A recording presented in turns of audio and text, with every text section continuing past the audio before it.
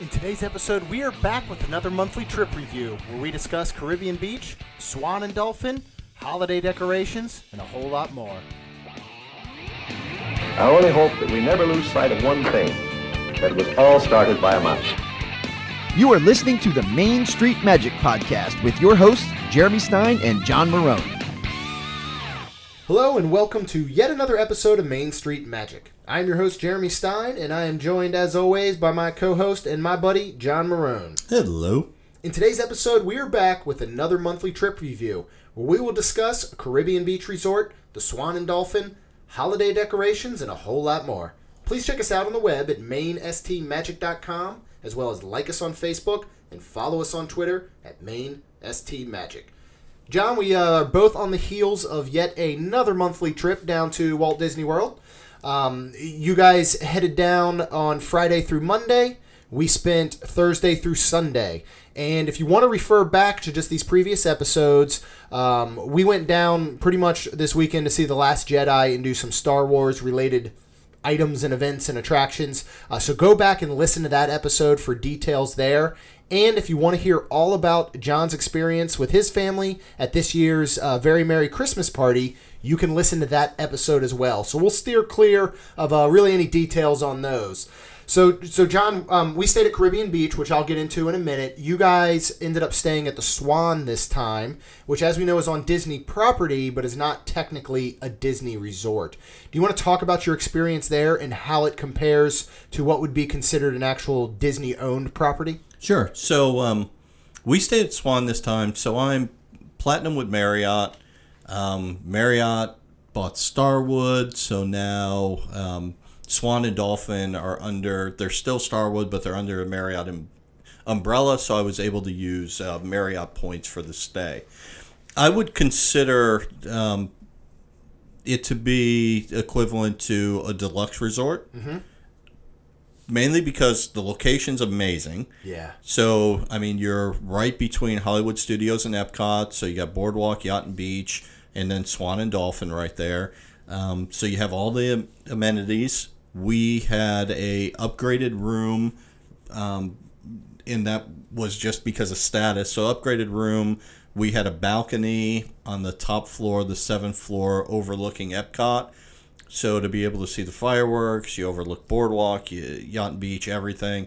The view was amazing. 2 queen beds, and then the room was larger than a traditional room. Okay. So if you got if you got a Disney room with 2 queen beds, this was probably a little bit wider and maybe even a little bit longer. So we never felt closed in together.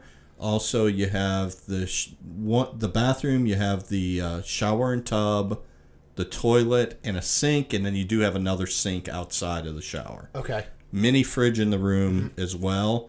So I use points for it, but price-wise, looking at this versus deluxe resorts, your price is going to fall more towards a moderate. Yeah. So I'd say there's times where you can see deals for Swan and Dolphin that the prices are in the $159 to $199 range. But typically you're maybe around that $200 to $250 range if you were paying cash for it. So to me, it's about $100 cheaper than a straight Disney Deluxe. Now, what don't you receive? You cannot use your magic bands to get in and out of the rooms, which means you can't use your magic bands to pay for items throughout Disney. But otherwise, you have everything else. You have all the transportation. You have access to early magic hours. You have access to everything else that a Disney resort receives other than the magic band items. Yeah. Now, is this the same Disney transportation in buses, or is this Swans? No, same. So you got the Disney buses, and then for Epcot and Hollywood Studios, you have the boat transportation. Yeah. And how, obviously when you're inside of and this is still inside of the Disney bubble, but when you're staying on a Disney-owned property and you're experiencing, interactions with the cast members and all, what did that look like in the people that are working there? Because they're not cast members, but was it a same type of feel as being within an actual Disney property? Yeah, the couple that I interacted with. So I interacted with valet because we drove our car. Uh-huh. I interacted with the bell service, and then also with the front desk. So even though I did mobile check-in, I still had to go to the front desk to get my key. Yeah. Yeah, everybody was great. So no issues. Very, I checked in at, I want to say I checked in at 2:00, which normal check-in, I believe it's 4. Uh-huh. But they were looking to find an upgraded room for me and everything, and found it there right at 2:00. Yeah. So, Yeah. Not a problem at all. And then to me, the bell service was quick and valet was quick. So yeah, so we enjoyed it a lot. I'd stayed at Dolphin once before, number of years ago. But this was the first time staying at Swan, and first time in, I don't know, 8 years, 9 years. I mean, it's just been a long time. Yeah. But my wife and I both said that, we will put this on the rotation as one of our first choices where to stay. Yeah, so I was just going to ask if you were looking at an opportunity to do just say same room for, because we were just looking in February after you talked about this, about possibly looking at the Swan, and we were looking at rooms at about $250 a night, which you could sometimes maybe find comparable in other times during the season to maybe a Port Orleans, Riverside, or French Quarter. If you could have the exact same price at Swan compared to a Disney moderate resort, and you were paying out of pocket same price, which do you think you would choose? I'd take the Swan. Okay. Because of location. Yeah. Yeah, you cannot beat that boardwalk area location. Yeah. I walked to Epcot. I walked to Hollywood Studios. Yeah. I boat to Epcot. I boat to Hollywood Studios. I mean, either one, I could take either transportation. I'm right there. So 2 of the 4 parks, I'm right there. Yeah, and Disney Springs is within Right. a little bit of that same type of radius. So, yeah, you're close to everything. Yeah. So we ended up at Caribbean Beach. And there was a couple reasons we picked Caribbean Beach. We booked this back, I want to say, in July, and we had a bounce back offer. It's also under major construction, so we had a decent enough rate on the room. But again, it was about $250 a night. But we did select one of the pirate rooms. First of all, the construction that's going on, as soon as you come in the entrance, you can see to the right where the new DVC hotel will be. And they have the foundation. They're starting to build up the levels. It looks like it's going to be very nice, great location. Caribbean Beach is another giant moderate resort. I would compare probably to Old Key West as far as the way it is laid out. To me, it doesn't, because each one is separated as like a Trinidad South and Trinidad North and Martinique and these areas. To me, it doesn't feel as walkable as like a Coronado Springs, where Coronado Springs is huge. But I think the way it's laid out around that lake, it feels like you could just walk anywhere. This didn't feel that way. Old Port Royal, where the pool is and where the restaurant, bar, quick service, everything is in shambles, obviously. A lot of it is torn down, and they're rebuilding currently most of those areas for a new sit-down restaurant, which will be Shutters. They'll have their quick service. They'll have a bar and everything by the pool.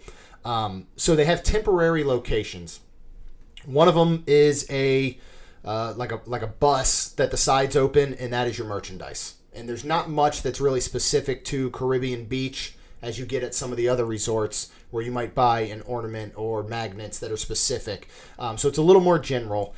Next to that, there is a portable bar, which has a walk-up window, and then it has one with maybe 8 seats that's built out of, treated 2x4s that you can sit at.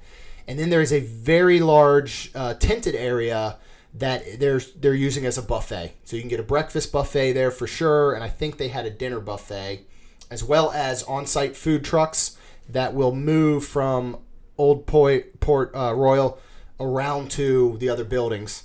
And then you have a very small quick service stand that is serving pre-made danishes and packaged sandwiches. From the horror stories I had heard, I was expecting this to be like a third world country, like nightmare, and I didn't think it was that bad. I would not specifically say, man, go there, it's awesome, it's just like any other moderate resort. but I didn't think the construction and all that was going on was as horrible as I've seen it made out to be. What we absolutely loved, and when this is done, and from the photos that I saw they have of the artist renditions and the Pirate Room, this might turn out to be one of my favorite moderate resorts once everything's done. The Pirate Room is awesome. You know, I mean, we've got 2 girls, and everyone still just absolutely loved it. The theming inside the room is some of the best theming I've seen in any of the resorts at Disney. The only downside is you're looking at full beds as opposed to queen beds like you get in most moderates. Right. But it's the same mattress, so really comfortable mattress. Nice blackout curtain between the bathroom and the main room. You've got your mini fridge. You've got the dressers look like old crates that are stacked kind of haphazardly, and there's huge drawers to pull out. Every little detail was taken care of, and it was an absolute blast staying in there. Again, we did mostly, I think we only rode the bus once, and that was to Disney Springs. And you're going to run into the same thing you do at any of these large moderates. You're going to have multiple stops. If you know that going in, just deal with it. There is a new entrance on the back end where I don't know if they'll switch the front lobby to the DVC lobby, if it'll be separate, or if they're just allowing another gated entry to get in and out of the resort because it's so large. But we stopped at 2 other areas once we were picked up, and right out the back entrance. And again, much like the Swan, our proximity to Epcot, Hollywood Studios, and Disney Springs was incredible. I mean, it was a few-minute ride on a bus or by car to any of those 3 places, which was very, very convenient. And then the last day, we ended up driving to Animal Kingdom. So again, transportation wasn't really an issue for us. So Friday, what we decided to do, and we had talked about this on a previous episode about resort hopping, and especially during the holidays, was, John, you had helped me kind of map out like the ultimate resort hop and how you could see almost all of the deluxe resorts in the Christmas decor that they had. And our plan went surprisingly well in the amount of things that we were able to see. Now, we saw the Last Jedi that Friday morning at 10 o'clock. So we weren't even looking at starting this until about 1 p.m. for sure. So we drove to Disney Springs. Parking was real easy because we got there at about 9 in the morning. And when we left, we had decided we were going to slightly change our plans because we had talked to one of the cast members when we checked in and asked about parking at Wilderness Lodge, which is where initially we were going to start this resort hop. And he had a concern of the fact that it's so highly visited during the holidays, and that if they were booked enough, they might not guarantee letting us park there. So our thought was, well, if we don't want to get all the way there and be turned away, we don't even want a chance of it. So we decided we were going to just go park at Epcot, take the monorail over to the deluxe resort area, and kind of work our way backwards. So as we're driving there and we were going past Beach Club, I just said, let's pull in and let's just see what happens. So we got in and just said, we want to look at decorations. We're going to grab something to eat. They said, go ahead, park. So we parked at Beach Club. We saw Beach Club. We walked to Yacht Club. We walked to Swan. We walked into Dolphin. We walked to Boardwalk. We minivanned to Wilderness Lodge. We ate at Geyser Point. We boated to Contemporary, monorail to Poly, drink at Trader Sam's, monorail to Grand Floridian, and then we ended up monorail all the way back to Epcot, walked through, did a test track, fast pass. We were back at Beach Club and drove home. So the only thing we really missed out from our original plan was the candlelight processional. And part of that was because we ended up at the front of Epcot at about 7:30, 7:45. Processional was at 8:15. And we didn't even want to bother rushing back there to miss it, because we were probably going to miss it, or we weren't going to get a seat. But the plan went surprisingly well. So we really enjoyed it. The only ones, Beach Club and Yacht Club are standouts. Boardwalk is a standout, and Wilderness Lodge is an absolute standout. And of course, the Grand Floridian. But as you had mentioned, if you have the time to do Contemporary, if you have the time to do Poly, work them in, but I don't know that they would be completely necessary. And while we're on the heels here, and we're less than a week till Christmas, these decorations are going to be up after the new year, probably into the first week, maybe into January. So if you're heading down or you're a local and want to shoot over during the next 2 weeks, you're probably still going to be able to catch this all. But the one thing I really want to go back to and get your thoughts on and talk about, which we tried and you tried for the first time, was the minivan. So when did you guys use the minivan? Why did you use it? Was it just because you wanted to see what was it about?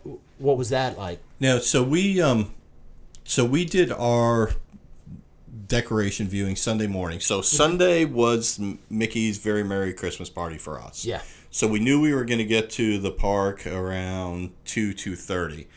So in the morning, we got up and went and did the decorations at the Swan, the Dolphin, Yacht and Beach, and Boardwalk. Ate breakfast, made that loop. When I was at the beach club, you have to use the minivan. You have to get your Lyft app unlocked. Yep. So I just went up to the bell desk and said, "Can I get the minivan unlocked?" They asked for my phone number. Opened up the app, closed the app, reopened it, and there was the minivan, and they said, "Here you go." And I said, "Now I can request it from anywhere, right?" And they said, "Absolutely." Yeah. So you have to get it activated, but right now you can only get it activated at Yacht, Beach, and Boardwalk. Yeah. Those are the only places. Yeah, we did ours at Beach. Worked out perfect. So if you just have the Lyft app, you do not have the minivans as a selection. Right. So you have to get it unlocked somewhere. Also, by unlocking it, I got the Lyft offers, right? So yeah, $2 like $2 off for the next every 10 ride. rides, I think. Yeah, so instead of $20 for the minivan ride, it was $18. Yeah. With the Christmas party, again, I don't want to take the bus, and I didn't want to drive my car. Yeah. So originally, I just said, we'll take an Uber to the Contemporary and just cross the street. And then I was thinking about it, and the Uber would be cheaper. Lyft would be cheaper. Yeah. The minivan is the most expensive option, but the kids would like it. Oh, yeah. So we surprised them and did it. So they picked us up at the front of the Swan and took us to the Floridian. Mm-hmm. And then at the Floridian, we went in, looked at Christmas decorations, took pictures, went through the gift shop, kind of did all that. And then we did our security bag check, hopped on the monorail, went to the Magic Kingdom, and did the Christmas party. At the end of the Christmas party, we did the minivan back. Okay. The reason we did the minivan back is the minivans have a spot on the bus loop. Any Uber and that does not. Yeah. So their spot number, I want to say 11. If I'm wrong, it's 12. Yeah. But I think it's spot number 11. You cannot request the minivan until you are out of the front gate of the park. Okay. So, like, on Main Street, I tried doing it, and you get a message that says, "Hey, you can go to Ticket and Transportation and get one." Yeah. Huh. Okay. When I walked out the front gate, I requested one and was able to get it. Now, it was clocking, so I actually walked from the exit of the Magic Kingdom all the way to the bus stop or minivan stop number 11 with a clocking the whole time. Probably clocked another couple minutes there. And then it popped up that bus number or minivan number, I think 24, was on its way and would be there in 3 minutes. So they have a limited number of minivans. When I wrote it each time, I could not get either of the drivers to tell me how many they have. Yeah.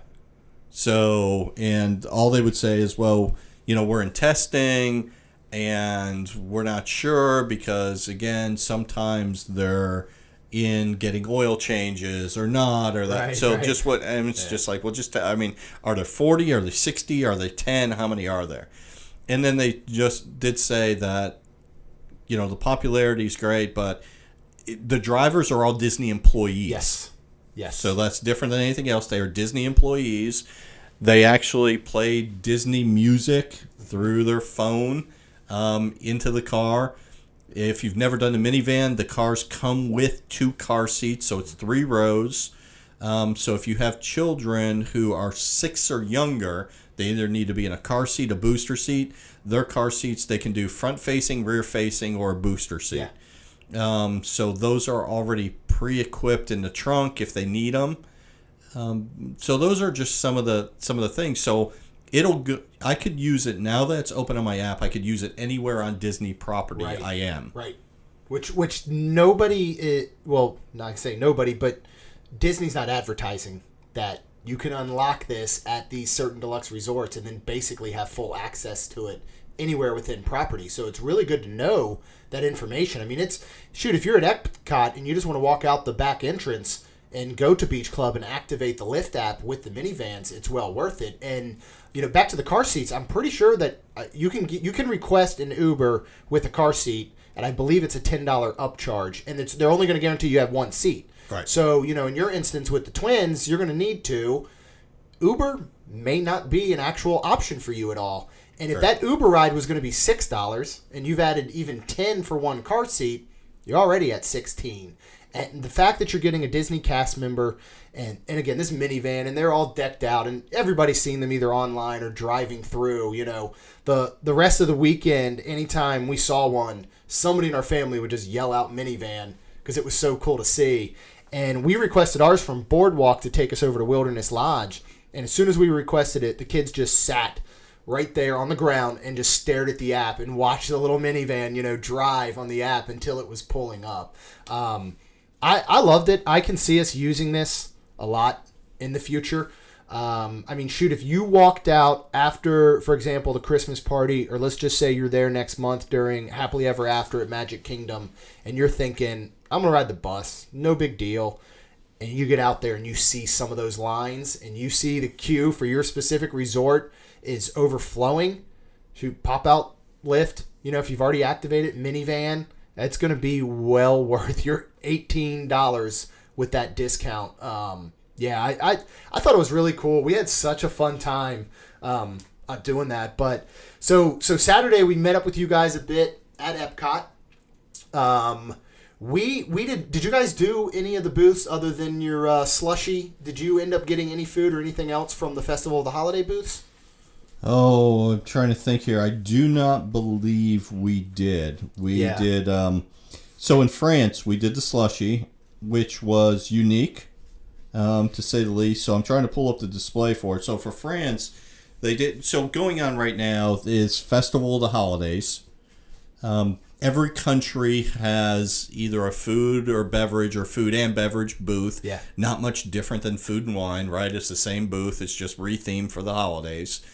They also, in most every country, they have either entertainment or a storyteller telling something about that country and Christmas. Yeah. So when we caught up with you guys, we saw Pierre Noel tell a story about the history of Christmas there for France. I can't say that the kids really were that interested in it. But they sat and paid. They're just like, why is Santa Claus talking? Yeah, so that weird? Doesn't look like Santa, but is it Santa or whatnot? So they took pictures afterwards. So there's some good food there. But for the drink, so they had a spiced rum punch slush, which, if you guys know, I'm a huge slushy fan. Can never go wrong with one. This one was bright red, flaming red. And we weren't going to get it, and I told my wife, I'm like, we got to try it. Come on. So, and the reason we didn't is typically the slushes are all vodka slushes, which we're vodka drinkers. This one is not. So this one is spiced rum, a rum Clement, which we found out was whiskey, orange and pineapple juice with cinnamon. So it does not sound like the most appetizing drink. Yeah. But you get it. It's a slushy. The alcohol wasn't overpowering. The cinnamon wasn't overpowering. It was a good drink. It was a good slush. I can't even describe it. You guys tasted it. Yeah, we tried. It was. You're right. The cinnamon and almost like the heat, even though it wasn't very hot, was such a weird balance with it being a cold frozen drink, but it was still good. It was a little bit odd, and we ended up. I looked at some of the menus when we got in there, and this is something I forget every single time, and I don't know why. And this has to do with every single festival Epcot does. I should have it tattooed on my arm or something. World Showcase opens at 11. Holiday or festival booths don't open till 12, and somehow I just forget. So we got in at 11, and also Rose and Crown doesn't open till 11:30. And our traditional drink that we get first is always a snake bite at Rose and Crown. So we're kind of waiting around for that to open at 11:30, and we had planned to eat at some of the holiday booths. But by the time 11:30 had even rolled around, we hadn't had breakfast. We were starving, so we went and got fish and chips and ate those instead and had our snake bite. But we met up with you guys, and as we looked around, it was pretty busy. So as we got to even some of the booths, the lines at that point just weren't worth the wait when we really wanted to get through, spend some time with you guys, because I thought it was going to end up being the only time we got to meet up with your family during this trip. I didn't want to spend the whole time, me waiting in line for one thing and then you waiting in the line for something you guys wanted. It just didn't work out, but it does run through the end of the month till the 30th. Yeah, so I find it unique because during Food and Wine for the food booths, you have a line with a queue and you have 2 or 3 registers that you go and purchase at, and then you go to the food booth with your receipt and you get whatever you ordered. Yeah.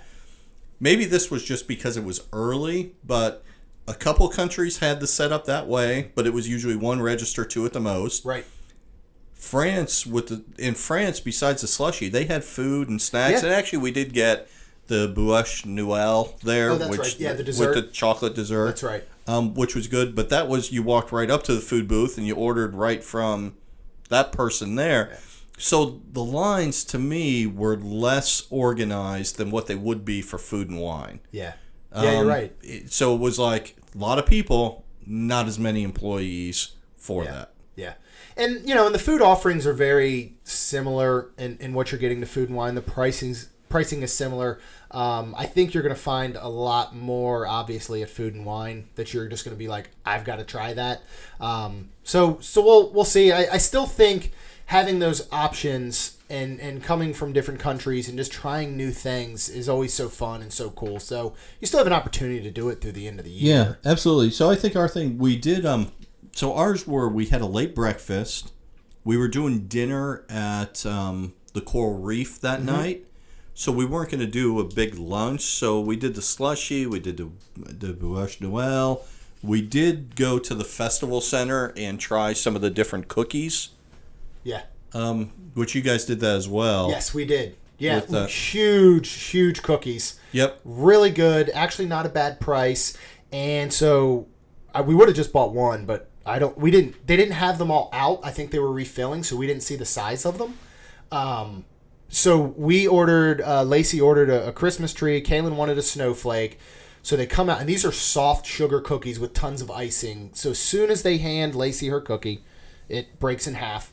And nothing fell on the floor, but when you're 7 years old and you have a brand new Christmas tree cookie and it breaks in half, you're visibly upset. So Rhonda just nicely went up and just said, hey, this just broke. She's upset. Rhonda wanted to take pictures with a full cookie, everything that you do for your family. And, of course, they can't take that cookie back. Like, they wouldn't even take it and throw it in the trash. So they handed the broken one back and gave us a brand new one. We ate on those 3 cookies for, the next 3 days. Like, they were just in a bag. We had them in a Ziploc bag in our book bag. And any chance, I think I wasn't looking, Lacey would pick one out.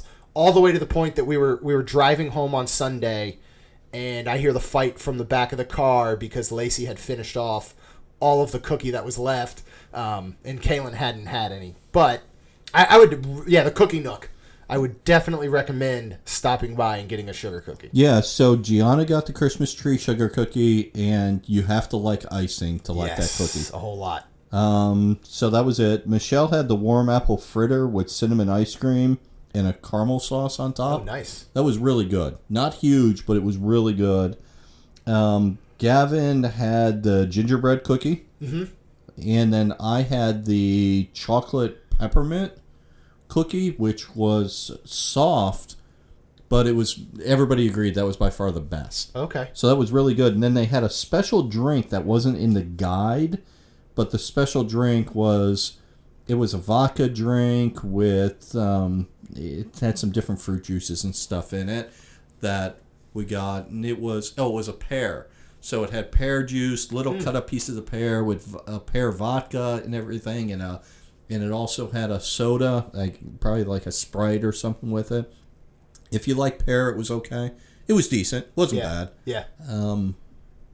But we did that, and then our other thing is we never left the Epcot that day. So to give you an idea on Epcot for us, we got to the park around, I guess, 11 or that. And Yeah. we came through the International Gateway because we were coming from the Swan. We had dinner reservations, I believe, at 7. And we said, we're getting here late. We're not going to take a break. So we did take a break during the afternoon, but instead of going back to our resort, if you are a DVC member, there's the DVC Lounge. Yeah. And the DVC Lounge is upstairs at the Imagination Pavilion. And they have the Coke Freestyle machines, so you can get something to drink. They have chairs in there. They have charging stations. They have tablets laying around that you can go ahead and use, and you're going to look up only Disney stuff really for it. Yeah. There's computers there for the kids to play on. There's PlayStation, I think maybe one PlayStation, one Xbox for the kids to play on.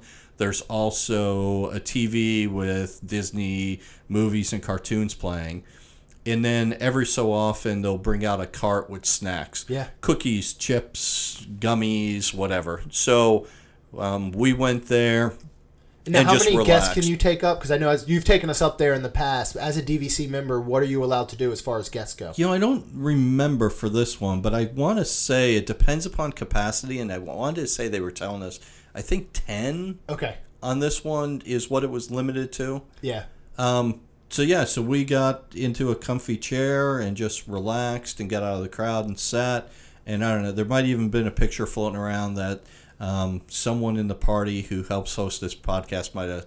I have the photo that I will use. Might have fallen asleep. Necessary. Might have fallen asleep in there for a little bit. I was jealous on it. So so it was worthwhile. So at Epcot, Epcot's got the most places to eat out of anywhere. Be quick service, be sit down, especially sit down. And you guys chose Coral Reef to eat at that evening. Is this somewhere you would recommend amongst everything there is to eat at Epcot, or is this something you're probably going to pass by the next time? So I used to eat at Coral Reef a lot, and I haven't been there in probably 10 years. Yeah. So we booked it. So Coral Reef is in the Living Seas Pavilion, and one whole wall is windows of the fish tank. Okay. So there are realistically 4 levels of seating. So you have the seats right up against the fish tank. Oh, okay. The second level is raised a little bit. Gotcha. The third level and the fourth level. So everybody can technically see nice. the fish tank, and there's nobody blocking your view for it. Okay.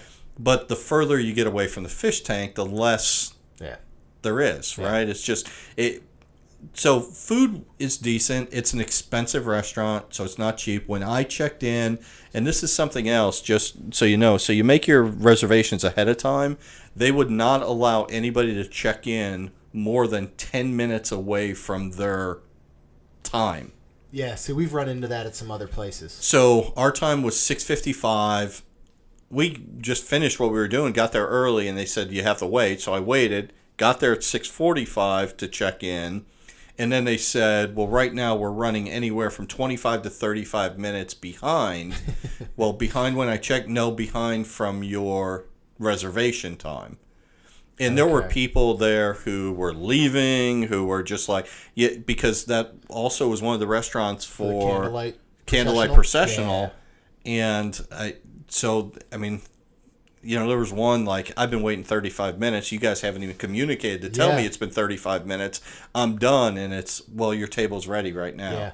Now, do you know, how does the Candlelight Processional packages work? Because it's a fixed price, but obviously you guys went in there just to pay out of pocket off the menu, right? Yeah. Do you know how those packages, the dining packages work? We didn't look at it, but I want to say it's a fixed price with a fixed menu. Gotcha.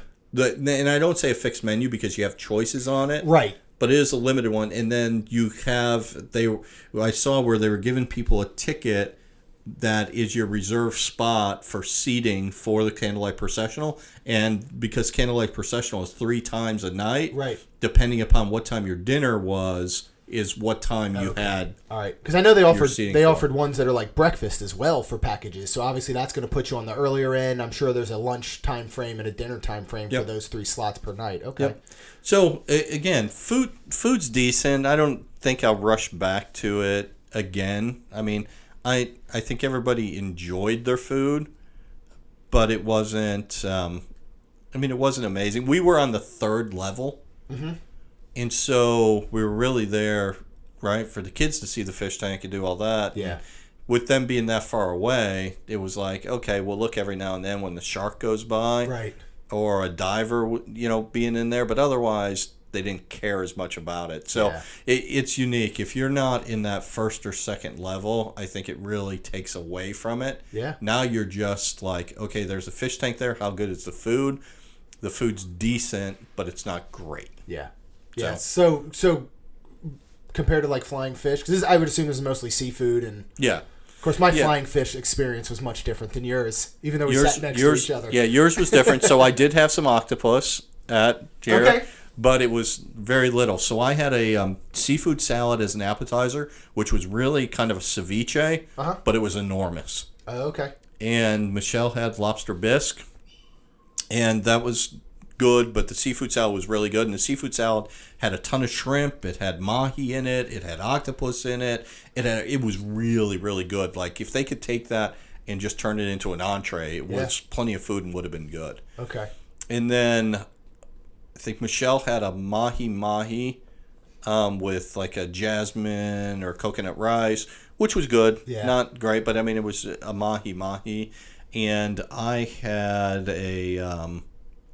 I had shrimp and grits. Okay. Which was, the grits were really good and creamy. Shrimp were decent, not a ton of them, but it was enough. It was a filling dish, and it was fine. And then we didn't have desserts there. Gianna had steak, and I said medium plus, and it was dry. Yeah. So she wasn't thrilled with it. And then Gavin had mac and cheese. Well, at least that's what was ordered. So. well. So I'll go slightly off track, and then I'll try and go back on track, because we were talking about shrimp and about flying fish. When we were doing our little resort hop and we were at Wilderness Lodge, it was just about lunchtime. We were all hungry, so we ended up going down and sitting at Geyser Point. They have a table set up with kind of like couches, almost like outdoor couches, real comfortable. We sat there, but one of the things we got that had been highly recommended there was the shrimp on a wire, which is one of their appetizers. And so we ordered that, and they bring that out, and it's got this like a dome over top of it. And as they open the dome, this bit of smoke comes out from around the shrimp, and it's 4 giant shrimp. Like flying fish needs to talk to where Geyser Point is getting their shrimp from, and that's what they need in their dishes for especially their shrimp cocktail over at Flying Fish. But anyway, it was incredible. So if you are at Wilderness Lodge, even if you just stop there for a quick drink and you want to at least get one appetizer, I would highly recommend shrimp on the wire. So that night after we left you guys at Epcot while you were enjoying Coral Reef, Kaylin and I had our reservations to do the new Secrets of the Empire virtual reality Star Wars experience. And again, you can go back and hear what we thought of that on the previous episode. And we had originally made some plans to eat at Morimoto, and we had reservations. And then last minute, maybe about a week ago, I decided, well, we've technically done Morimoto. Let's switch up the reservation and do paddlefish. So we switched it to paddlefish. 2 days earlier when we were at Disney Springs, I looked at the menu at paddlefish, and I was like, you know what? After we're done doing the Star Wars experience, and we've already probably eaten at Epcot that day, we're maybe only going to order appetizers. So and this is paddlefish is crazy expensive for their appetizers. So I canceled the reservation. We decided we would maybe just go back to Caribbean Beach and eat there at the quick service until I happened to bring up Morimoto to Kaylin, who said she immediately wanted to go there. She was starving. So we went and decided we would do the street food walk-up window. This is going to be now at, I'm going to say 7:30 to 8 p.m. Disney Springs is pretty packed, and the line at the street food section is decent, but it didn't seem crazy long. There are maybe 10 to 15 people in front of us. This does not operate like a quick service type walk-up window. It was extremely slow, which was surprising to me because most of the food is made. They're just putting it together. They're offering ramen noodle bowls. They're offering the sticky ribs. They've got like sesame balls. They've got maybe one or two other items, but most everything is made, and they simply either put it in a bowl or in a package, or they have to assemble like a ramen dish. So I was a little surprised how long it took, but there is outdoor seating, so the girls grabbed a seat, and we made friends with the people standing behind us. So we got 2 orders of the sticky ribs, and I can tell you right now, however many orders you think you need, just double it. Like I don't care what you think. These are one of the best things ever, and there's 3 ribs to an order out there for about $10. So we ended up with 2 of those. We got each of the girls a ramen noodle bowl, which we literally said just put noodles in it, nothing else. Those are $12 each. So for a bowl of noodles, it's a bit much. And then we had the sesame balls. I had a Sam Adams, and we were at $65. Which was a little bit crazy for what you almost want to consider a quick service, but we did have a decent amount of food. So we sat and had that, and this is something that, especially if it was going to be around a lunchtime, I would highly recommend this. If you don't have a reservation for Morimoto, or if you literally think you're just going to go in Morimoto and do what we did last time and only eat appetizers, you're missing the tuna pizza out there, and you're missing. They did have some sushi rolls, so you're not getting the full experience, but the menu's very good, and the food is just as good outside as it is inside. And while you're not getting the full indoor Morimoto experience and the decor, you are sitting outside overlooking Disney Springs, and it's a great place, to people watch. So we were pleasantly surprised overall, and I think that'll be on our list of things we probably do most of the time we hit Disney Spring and we're not sitting down for something. So yeah, we really, really enjoyed that. So that finished up our Saturday night. I know you've talked a lot now about, Sunday and the Christmas party in our past episode. What did the rest of your guys' weekend look like other than the Christmas party, and what type of things did you guys get to do? Sure. So I'll rapid fire through some things. So, our first day we got there, we did Hollywood Studios. Mm-hmm. So we did boat transportation. So if you are at the Swan and Dolphin, the boat comes and it takes you directly to Hollywood Studios. If you leave Hollywood Studios, the Swan and the Dolphin are your first stop on the way back. Okay. So the boat is an excellent transportation option. Yeah. If not, you can walk. Yeah. One day, though, the day we were heading to Epcot, we said the kids wanted to take the boat. Well, to get to Epcot from Swan and Dolphin, you go to Beach Club, then you go to Boardwalk, then you go to Epcot. It's a long ride. Those boats aren't fast, so the boat was there. We hopped right on it. We motored over to the Beach Club, and I looked at Michelle, and I'm like, we're walking the rest of the way. Oh, yeah. Because to go to the Boardwalk and then to Epcot will take longer than us just to walk. That's a very backwards route as opposed to going from Swan to Boardwalk to Beach to Epcot. Yep. So, so we hopped off there. So boat transportation to me is good, but you got to look at where you're getting off and on. Yeah. So with Hollywood Studios, we watched Jingle Bell, Jingle Bam, which was a good show. So great visually. Again, it's a unique park to watch it at because if you're up front, in front of the theater and that, it's a great place to view it. If you're to the side, there's so many trees that a lot of it gets blocked. Yep. So you do miss out there, but a show that's definitely worth it. The Sunset Seasons greetings is fun. Just the visuals on the Tower of Terror, the billboards that the billboards are nice because it's just that quick thing that the kids love the Muppets one. Oh yeah. So the Swedish chef attempting to make a gingerbread house, and then the Tower of Terror turns into a gingerbread house is wonderful. And so we watched 2 rotations of them. So we saw the Muppets, we saw Toy Story, we saw Olaf's Frozen Adventure. Olaf's Frozen. And that we never saw Mickey or Minnie. Yeah. So we saw 2 rotations of that, but never saw Mickey and Minnie. So that was good. There are some special things at Hollywood Studios for the holidays, food and drinks. Yeah. So you talked about it on your last trip report that you had the hot chocolate flight, Yep. which is an adult, 3 adult hot chocolates. Michelle had the peppermint white Russian, which was good, but for $11, the cup is small. Yeah. So not much to it, but it was a good drink. I had the Kahlua and Grand Marnier milkshake, which is sizable, but all the alcohol was like in one spot. Oh. It wasn't like blended real well. So if you got your straw into that, it was just pure alcohol. And then if you moved your straw a centimeter away, it was pure milkshake. Yeah. So unless it melted, you really had to mix it up. Otherwise, it was 2 different things. But it wasn't bad for that. So those were all good. The other thing that we did is the park was getting crowded at night, obviously, because of the shows. Mm-hmm. You also still had the Star Wars fireworks that night as well. Okay, yeah. So park was still crowded. We went to go eat. We rode Star Tours with the new editing. We never got Kylo Ren on ours. Yeah, ours did not, for some reason, this time. So when I went that first day, and I rode the 4 times in a row, he was the opening scene.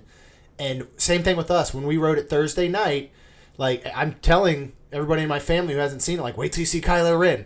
No Kylo Ren. But everything else was the same. So it's some breathtaking scenes. I mean, they did a great job, I think, with the redo of that. So my daughter Gianna was a rebel spy. Nice. So she was awesome. Happy as can be.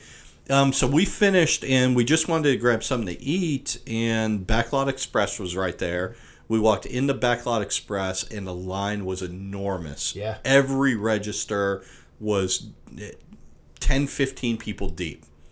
And then I look all the way over to the left, and I see mobile ordering. And actually, Michelle sees mobile ordering and says, why don't we do that?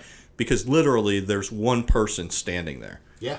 So I pop open my phone, go to my Disney Experience app. It picks up my location where I am.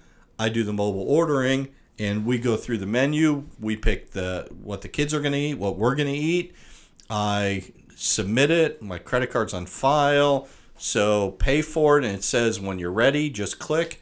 I click I'm ready, that I'm here, and literally this one had to be 45 seconds to a minute later, it pops up, I'm ready. So I walk up there to get it. They say, what's your name? I tell them, and here's my tray of food. We're done. Wow. It took no time at all. It was amazing. Now, with the mobile ordering, you can't do any discounts. Right. So if and I don't understand, they have the app which has my annual pass. Right, It already has built in. It has everything already Yeah. built in. If they can get that one thing, I will use this all the time. Yeah. And I think Backlot Express does have an annual pass holder discount to it, much like a Pecos Bill does. Yep. Yeah. So if so, we missed it, and but who cares? Waiting in the line. Saving the time was better well than worth it. saving the money, Yeah. for sure. Absolutely. So we used it one more time during the trip, and that was we went to get Dole Whips on Sunday afternoon, and the line, we sent you a picture of it, but the line was snaking around. It got out of the queue, and it was down towards the little walkway that heads to Country Bear. And I said, forget it, mobile ordering. So we ordered I ordered 4 Dole Whip swirls, clicked purchase, clicked I'm ready, and it immediately popped up and said, your order's ready. Man. Like, no wait time at all. So I walked up there, and he said, what'd you have? I said, 4 swirls. He said, do you want a container to carry them? I said, yep. They made them, put them in the container. I was done. That's great. And, I mean, I think we finished ours, and people hadn't made it through the line to order. Yeah. And we're just like, it's one of those where I want to tell people about it, but I don't. Right. Right? Yeah. You want to tell people about it because then it'll stay, but you don't want it to get too popular that now it's as long as the wait as everybody else. Because this thing, I swear, the Dole Whip line to me was 30 minutes minimum. Man. And I had 4 Dole Whips in my hand from the time I ordered to in my hand in under 2 minutes. Yeah. That's great. So Yeah. I'm a big fan of the mobile ordering. Oh, definitely. Yeah, we'll have to try it out. We thought we were going to try it out on Sunday at Animal Kingdom. And this is kind of, I guess, my last thought of our trip review was that Animal Kingdom, they have a lot of the food carts and kiosks throughout. To be honest, we've walked past them every time and not even glanced in the direction of them unless it was to get soft serve ice cream. We usually are doing Satali Canteen if we're going to eat a quick service meal. I never even thought of what these places had to offer. So this trip specifically, I was like, you know what? I'm going to stop and look and see what's there. Most of them open 11 to 11:30. They're supposed to. A couple of them will open later. But the first one we stopped at to get a snack was at Mr. Kamal's. And it is almost across from Flights of Wonder. And we got seasoned fries that had a tzatziki salad and sriracha ketchup on it for like $5 and some change.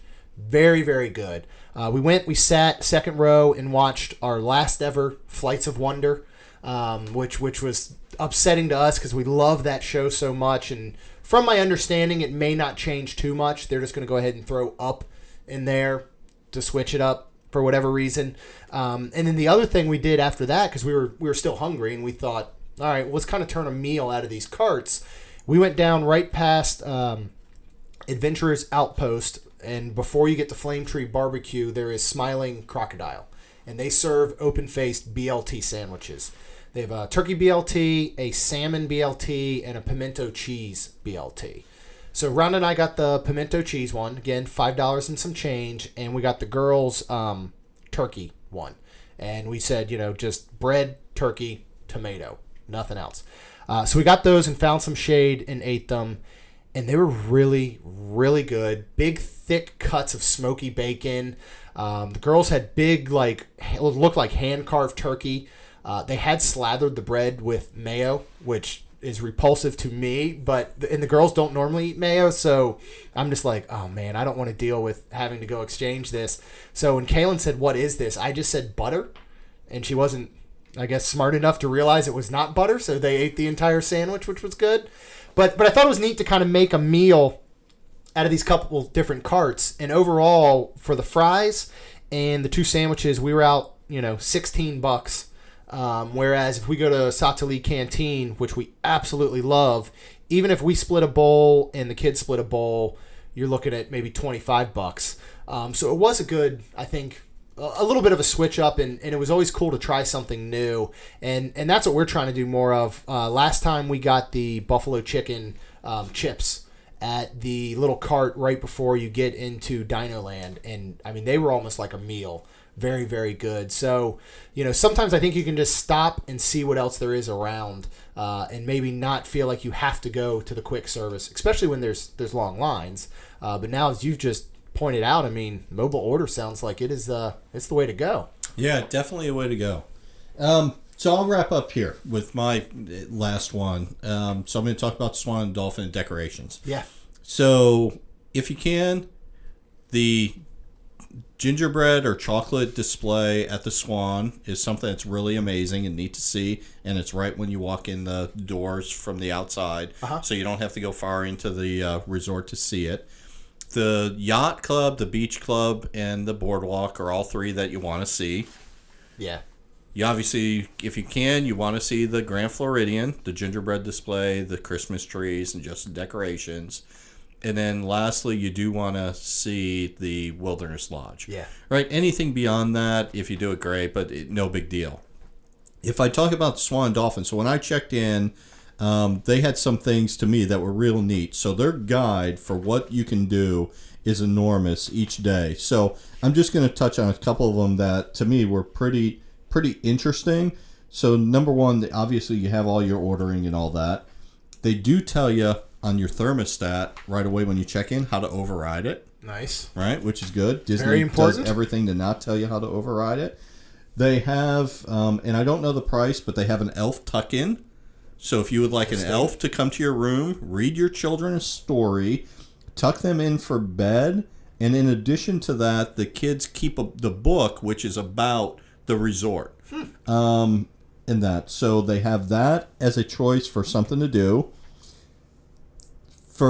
They advertise date night, but date night is if you eat at any of the restaurants, the sit-down restaurants, and when I say sit-down, so Todd English Blue Zoo, Il Molino, Shula's Steakhouse, or you do a 75-minute treatment at the spa, you get a complimentary 2 hours at Camp Dolphin. That's nice. Well, yeah. When you look at the price, now again, we've done the Sandcastle Club plenty of times. Just incredible value, obviously, but for 2 hours included just to eat at one of those restaurants and get away for a little bit, that's really good.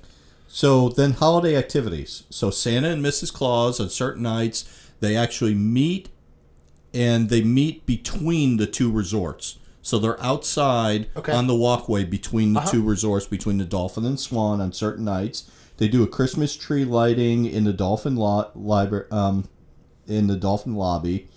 They have 24 hours of holiday movies on the TV. They do cookie decorating in the Swan lobby on most nights starting at 5. They do Santa's Dancing Light Spectacular, which was really neat. So all the trees along that walkway between the Swan and the Dolphin have lights that shoot up from them, from the ground. So the trees aren't wrapped in lights. They're lights that kind of shoot up from the bottom. There's also lights on the waterfall from the Dolphin and all that. And they all dance or move to the music. And it's really neat. Just the way that the trees flicker on and off and go up and down. So we stood there one night when we got off the boat and just watched it for a couple songs, and it was a gorgeous display. Yeah. Just neat and something that's outside. There is a Mrs. Claus bake shop where you can order milk and cookies to your room from 8:30 to 10 at night, and then that also you do get Santa's favorite resort book that goes along with the milk and cookies. Man. On December 23rd and 24th, if you are staying there and your kids are worried about is Santa going to find them in the resort, you could head down to the concierge desk and pick up a copy of Santa's Magic Key to hang on your hotel room door so that Santa knows where to find your children, which is neat. I already talked about the Elf Tuck-In. Children's New Year's Eve party. So children 4 to 12 at Camp Dolphin on New Year's Eve from 6 to 1. Have a party which includes party hats, noisemakers, a balloon drop, dinner. Children have to be dropped off before 7 for the dinner and more. Realize that does have a cost and reservations are required, but a nice thing for the kids for that. And then they have a Mrs. Claus holiday hotline where you can call in and Mrs. Claus will tell you about the fun activities. And then they have campfire s'mores on the beach for an hour each night. And then they have a nice little activity calendar for what's available on what nights. So they have a lot there to do for the guests and for the kids around the holidays. Yeah. Yeah. And man, we definitely are going to look into that soon. And now before we keep saying the last thing, but before I wrap up, and we in no way consider ourselves a Disney news podcast, and we don't want to be one. I think you can get a lot of great news anywhere, but I do think sometimes it's neat to offer maybe our opinions on what's going on. So I would love to hear your opinion, which everybody is up in arms about the Disney Springs hotels, which are on Disney property but not owned by Disney, now opening up the 60-day Fast Pass window. What do you think? So it was a rumor. I guess it got announced yesterday. Yeah. Who knows when this podcast, when it comes out, but it recently got announced. In listening to both sides, I hate it because I think it devalues guests who stay on property. Yeah. It also devalues DVC. Yes. DVC, which again, I'm a DVC owner. I own at Vero Beach. I use it at Magic Kingdom as well. But you pay a premium for it, and you do get some things. But to say there's a Holiday Inn. And nothing against Holiday Inn, right? Because those Disney Springs resorts, you got 2 Hilton properties, you got the Holiday Inn, the B Resort, and all that. There's some great resorts there, but they now have the ability to book Fast Passes 60 days. Yep. They also get the extra magic hours. Yeah.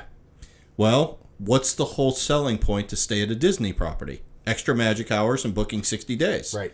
Well, that's just been given to people who are paying a third to a quarter of what you're paying. Right. And then, so now is your only benefit transportation? Yeah. Right? Yeah, or better magic transportation or your Right. magic bands? Right. So to me, it's kind of wipe that out. And then if you're DVC, where you're even paying even more, yeah, you get discounts on certain ticket packages, or they do some events just for DVC members that the normal public doesn't have access to. But again, you're still 60 days. Yeah. And I know when people take the trip, they want to be able to, they're going to do rides no different than everybody else. So I think it is going over like a lead balloon. Yes, And, for sure. I think it's a good way to really to tick off a lot of not just the regular guests, but the people who are the routine guests, Yeah. the ones Like who us. are there a lot. Yeah, Yep. definitely. And I agree with you completely. And you're right. It devalues staying on a Disney property for those type of benefits. And my fear is we already know right now, 60 days out, 7 a.m. on the dot, you're still lucky if you get Flight of Passage. You're still lucky if you maybe get Seven Dwarfs Mine Train, but you can probably get them. What's that going to look like when you've now included thousands of other guests who are going to be, looking for those same ones that are not staying in a Disney resort? So we'll see how it goes. There's certainly plenty of places online that people can complain. They can write to Disney. They can call Disney. I don't see that it's going to do anything. I can only imagine the fee that these resorts are potentially paying to Disney to have, access to this.